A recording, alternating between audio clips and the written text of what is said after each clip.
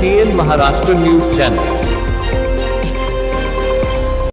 आपण साधारणपणे पाहिलं असेल आपल्या देशामध्ये गेल्या 2-3 महिन्यात जे काही सरकारला अडचणीचे येते ते लगेच डिलीट केलं जातं। मग सोशल मीडियावर असेल, मीडियाला असेल, आणि मला तर सांगितलं जातं की काल जी थोडी बाचाबाची झाली आणि जे आम्ही प्रश्न विचारले आणि जे आम्ही सांगितलं की राम मंदिर लुटणारे आम्हाला काही बोलू शकत नाहीत, ते आत्ता मला सांगतायत की जी अधिकृत वेबसाईट आहे महाराष्ट्र लेजिस्लेटिव्ह असेंब्लीची त्याच्यातून काढलं गेलेलं आहे। असो, ते जरी काढलं असेल तरी मला वाटतं मुद्दा ज्यांच्यापर्यंत पोचायचा होता तो पोचलेला आहे। एकच असं वाटतं की भाजपनी राम मंदिरच या देशातून डिलीट करू नये, कारण तेच त्यांना अडचणीचं झालंय, एवढंच मला वाटतं सांगणं गरजेचं आहे। काही कारण नाही, आम्ही विचारलं पण नाही, कारण हे आम्ही अपेक्षितच करतो। लोकशाही असती तर असं झालं नसतं। देशात हुकुमशाही लेबल लावण्याची हिंमत नाहीये, पण तशी चाललेली आहे। कल्याण डुंबिरीच्या नगरसेवकाला दवाखान्यात ऍडमिट केलं होतं, त्यानंतर त्याला डिस्चार्ज मिळाला, आज कोर्टात हजर केलं जाते। कोर्ट सुद्धा म्हणते की प्रत्यक्षात हजर राहत तरच तुमची सुनावणी होईल। मला वाटतं एक आपण पाहिलं असेल, ज्या रमेश म्हात्रेंनी महिला असो की पुरुष असो दोन्ही डॉक्टर्सवर आणि नर्सेसवर हात उचलला, अतिशय घाणेरड्या शब्दांमध्ये शिवीगाळ केली, तो ऑडिओ मला वाटतं काही सोशल मीडियावर आपण पाहिलं असेल, चॅनल्स दाखवू शकतच नाहीत, कारण त्यांना सगळं ते पुन्हा टिंबटिंबच करायला लागेल। पण हे सगळं झाल्यानंतर आम्ही तिथे व्हिजिट केली आणि व्हिजिट झाल्या जाब विचारल्यावर रमेश म्हात्रेंना अटक झाली। पण अटक झाल्यानंतर गृह खात्याने देखील त्यांना हॉस्पिटलमध्ये ऍडमिट कसं होऊ दिलं हे मला माहिती नाही। खरं तर नीट त्या लायकीपर्यंत आणून की आता सूज आलेली आहे, आता ऍडमिट करायची, एवढं सगळं केल्यानंतरच पोलिसांनी त्यांना ऍडमिट करायला पाहिजे होतं। पण ज्या हॉस्पिटलमध्ये तुम्ही जाऊन मारामारी करता, शिवीगाळ करता, ज्या डॉक्टरांवर तुम्ही हात उचलता, त्याच केसमधून तुम्ही पळवाट काढायला जाऊन दुसऱ्या हॉस्पिटलमध्ये लपता, ही काय मर्दांगी आली तुमच्यामध्ये? आणि एवढंच जर असेल तर हात उचलायचाच नव्हता, जाऊन माफी मागायची होती। पण माझी अजूनही मागणी राहील, कारण मुख्यमंत्री महोदयांचे जे गृहमंत्री पण आहेत त्यांचे हात कोणी बांधलेत मला माहिती नाही, पण एका बाजूला आपण पाहिलं असेल जे गणपत गायकवाड ज्यांनी पोलीस स्टेशनमध्ये जाऊन गोळीबार केला होता ते भाजपचे आहेत म्हणून अजून जेलमध्ये आहेत, आणि हे मिंदे गटातले आहेत म्हणून लगेच त्यांना बाहेर काढण्यात आलं। म्हणजे गृहमंत्री जे मुख्यमंत्री आहेत म्हणजे फडणवीस साहेब आहेत, त्यांचे हात कोणी बांधलेले आहेत हे जरा आपण त्यांना आज विचारलं पाहिजे, पत्रकार परिषद जेव्हा ते शेवटाला घेतात तेव्हा। पण अजूनही माझी मागणी हीच राहील की रमेश म्हात्रे यांचं नगरसेवक पद हे बाद केलं पाहिजे, बरखास्त केलं पाहिजे।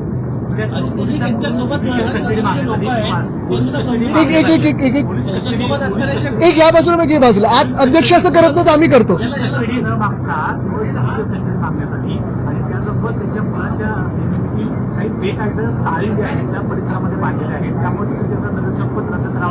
बघा, कोणाही हात उचलल्यानंतर, खास करून सरकारी अधिकाऱ्यांवर हात उचलल्यानंतर 353 तर येतोच ना, नॉन बेलेबल होतं। मग तुम्ही आज काय ना सोडता। दुसरी गोष्ट म्हणजे सगळं तर सीसीटीव्ही मध्ये काही तर जपतंय, तुम्ही पाहिलं असेल सीसीटीव्ही मध्ये सगळं काही दिसतंय। हात उचलला, मारामारी केली, शिवीगाळ केली, सगळं काही ऑडिओ सकट जर त्या सीसीटीव्ही मध्ये असेल तर अजून काय पुरावे पाहिजेत? आणि तुम्ही का त्यांना गृह खातं म्हणून, मी पोलिसांना दोष देत नाही कारण पोलीस हे गृहमंत्र्यांच्याच आदेशावर चालतात, पण त्यांना तुम्ही का हॉस्पिटलमध्ये ऍडमिट होऊ दिलं आणि का बरोबर जी काही 3rd डिग्री द्यायची होती ती दिली नाहीये? तसं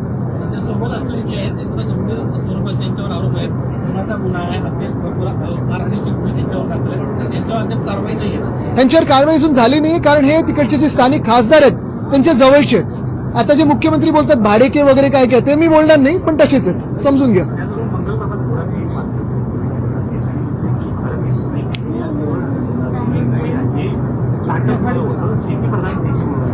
मग ते बिल्डिंग क्षेत्रात का घुसलेत? करावं त्यांनी स्टार्टअप, करावं की असे शेती, लोढा काय, लोढा ऍग्रिकल्चर, लोढा स्टार्टअप, हे पण दिसेल आपल्याला।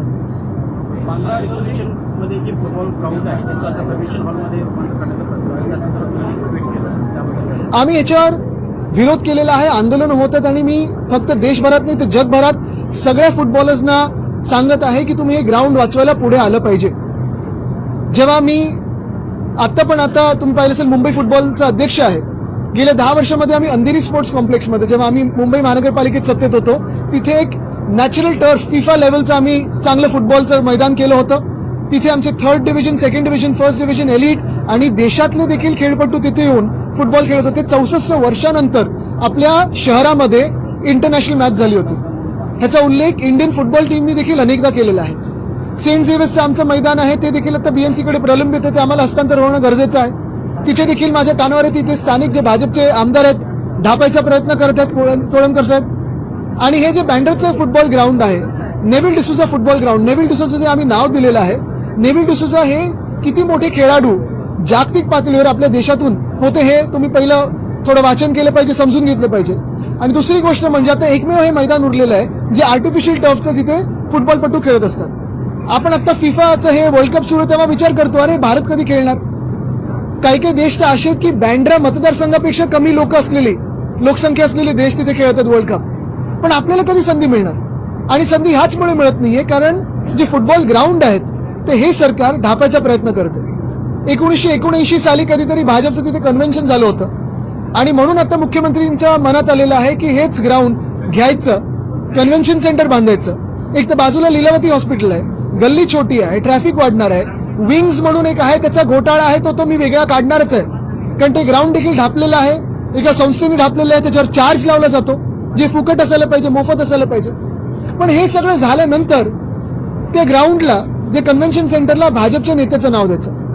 मुळात तरुण मुला-मुलींना, लहान मुला-मुलींना मुंबईत मोकळी मैदानं ठेवायचीच नाहीत, सगळं काही बिल्डरांच्या घशात घालायचं असं इथून निघता आणि केंद्र सरकारकडे जाता आपल्या मुख्यमंत्री महोदयांनी ठरवलेलं आहे. मिसिंग लिंक नंतर समृद्धीवर आता बरेच खटले आणून आले आहेत, त्यासोबतच अनेक प्राण्यांचा वापर होतो आहे, त्यामुळे ऍक्सिडेंटची शक्यता अधिक जास्त वाढली आहे. तुम्ही एक काम करा, ठाण्यामध्ये जो कोपरी पूल आहे 2 वर्षापूर्वी उद्घाटन झालं, तिथे किती खोल खड्डे झाले ते बघा.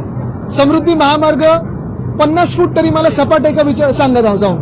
तसंच मी मिसिंग लिंक बद्दल आम्ही सांगत होतो, माझ्यासोबत त्या दिवशी होते एक, ते गेले तिथे, त्यांना पण थोडा धक्का बसलेला की 50 फूट देखील सपाट नाहीये. मुख्य गोष्ट हीच आहे की जिथे जिथे भ्रष्टाचार झालेला आहे तिथे महाराष्ट्र म्हणून आम्ही प्रश्न विचारणार, महाराष्ट्रातली जनता प्रश्न विचारणार. हे जर मुख्यमंत्र्यांना झोंबत असेल तर कितीही झोंबलं तरी आम्ही थांबणार नाही. शेतकरी सरसकट कर्जमाफीची मुदतवाढ पुन्हा एकदा देण्यात आली आहे, त्यामुळे आश्वासन शेतकऱ्यांकडे होतं, पुन्हा एकदा फेल ठरलंय. हे सरकार कोणाचंही नाहीये. शेतकऱ्यांची आत्महत्या वाढत चालल्यात, शेतकऱ्यांचं तुम्ही हाल पहा आता काय.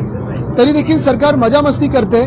भ्रष्टाचार पैसे आहेत, आमदार खासदार विकत घ्यायला पैसे आहेत, पण शेतकऱ्यांना मदत करायला पैसे नाही. जे 6 खासदारांचे विकत घेतले नाही, हेच जर सगळे पैसे शेतकऱ्यांमध्ये वाटप केलं असता तर अनेकांची कर्ज सरसकट माफ झाली असती.